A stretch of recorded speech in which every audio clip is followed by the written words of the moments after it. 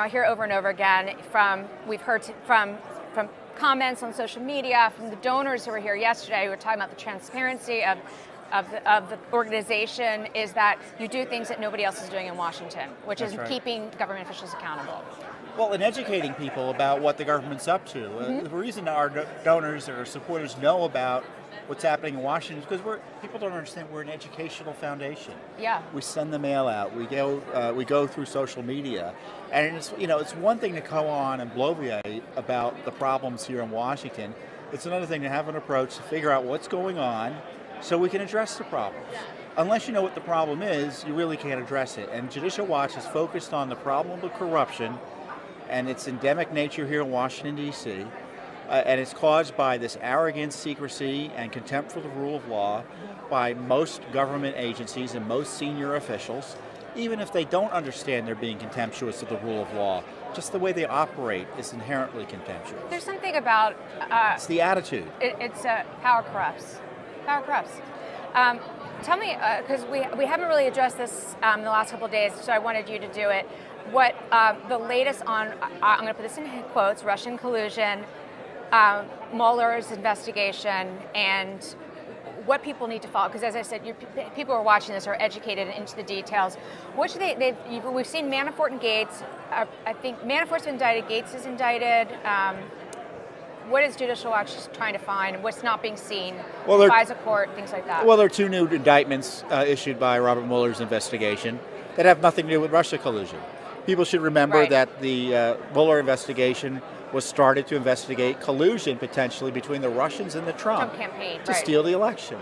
And he hasn't been focused on that, as best we can tell. All the indictments have nothing to do with it. All the plea deals have nothing to do with it.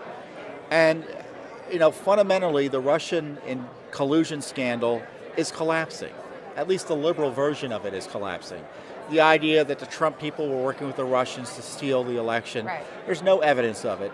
And to the degree there is any evidence of it, it's all in the Russia dossier created by the Clinton DNC operation. So it's this political document that has been, according to the Nunes memo, explain that minimally corroborated.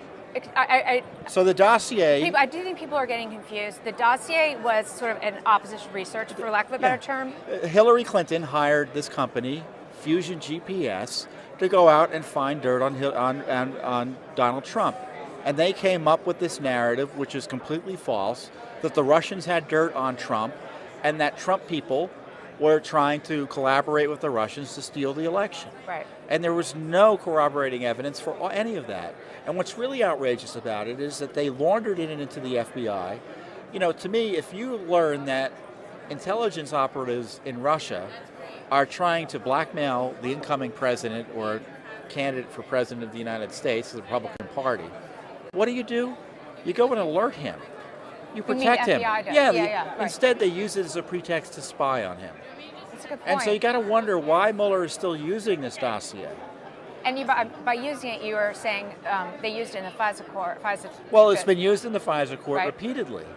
And, based on the Nunes memo, and Devin Nunes is the head of the Intelligence Committee in the House, who quite heroically has pushed to get this information out. They didn't tell the court that it was a political document, basically Hillary Clinton. It was an opposition research document. And I don't think they told the court that it was corroborated, that it was minimally corroborated. Right. So you really have this kind of crisis where you've got this dossier being used to generate excuses to spy on the Trump team.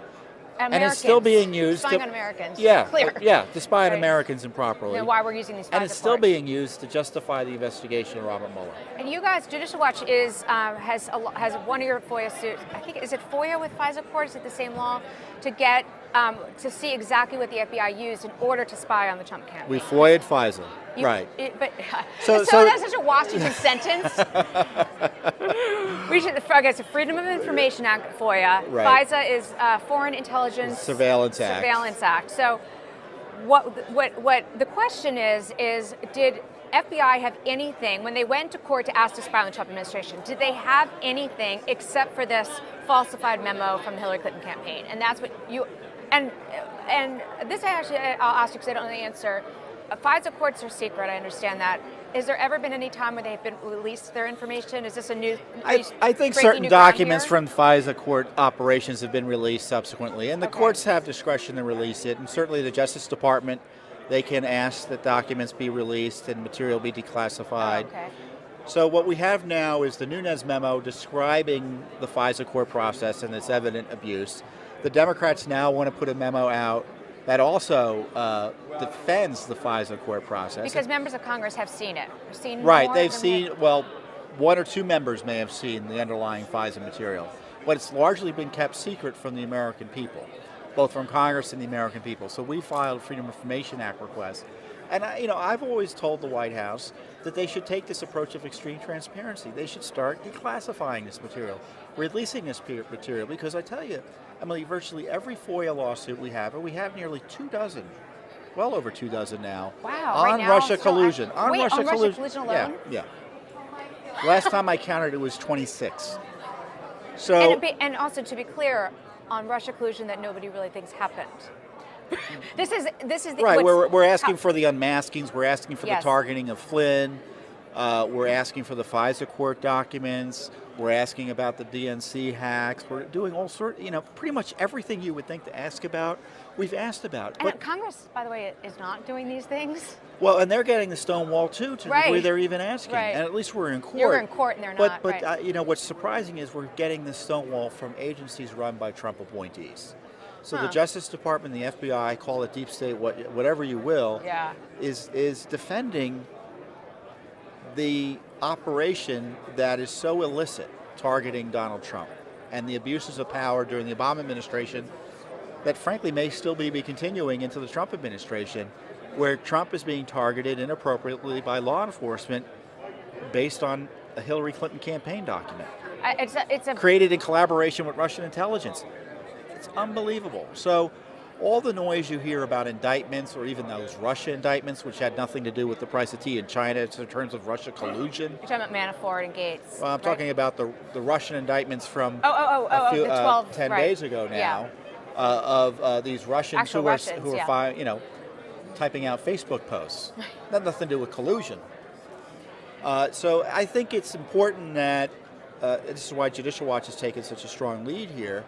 It's because you've got this corrupt abuse of power to take down an elected president. It's not even about Mueller at this point. It's about the special counsel office and whether it's being guided as the Constitution is supposed to require. Is it answerable to people appointed by the president and answerable and confirmed by the Senate? I don't think it is, practically speaking. And on top of that, it's just doing whatever it wants. It's got, I guarantee you, Emily, you've been around Washington, you've covered the Justice Department before. There's no comparable investigation with as much resources. They simply, terrorist investigations may have 1 or 2 prosecutors on the case. Here you've got 16 or 17. That to me is just government run amok. And this is a Justice Department that is out of control. 16 or 17 lawyers. Yeah, Federal those lawyers. those are just the prosecutors. Not to mention the, right. We're not talking about FBI agents. We're not talking about other personnel that support them. Right. We've asked for the What's budget. The cost? I was just going We've to ask asked you for the that. budget. What is the cost of all this? They give you the money once it's spent, but Mueller had a proposed budget. What was it? Well, we can't get it from this Justice Department. What? But isn't it appropriated, the money? I mean, there's Well, don't you want to know how much he was planning to spend? planning or has or will or... Well, some of the money, some of the details do come out, but we want the underlying material. We want to know what the proposal is, what his, what is he really looking at? And I tell you... And when does he stop? And when does he stop? At what point does he stop? Well, look at these indictments between Manafort and Gates. Manafort used to be the chairman of the Trump campaign, Right. and Gates was an official of the Trump Advisor or campaign whatever, too. They're largely being charged with mortgage fraud. Mortgage, bank fraud, and tax fraud. Yeah. Nothing to do with Russia collusion. And it was before, if I understand, it was before they even worked for Trump, most of these crimes. Yeah, whether but maybe some crimes moved But in. nothing to do with the president. Nothing to do with the president. Nothing whatsoever to do with the president. And nothing requiring a special counsel for.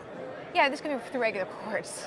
Nothing required. Yeah. And frankly, if it were for the fact they were former officials in the Trump campaign, We wouldn't know. it's not to say they didn't do anything wrong, but they certainly would have been prosecuted, or certainly at the federal level.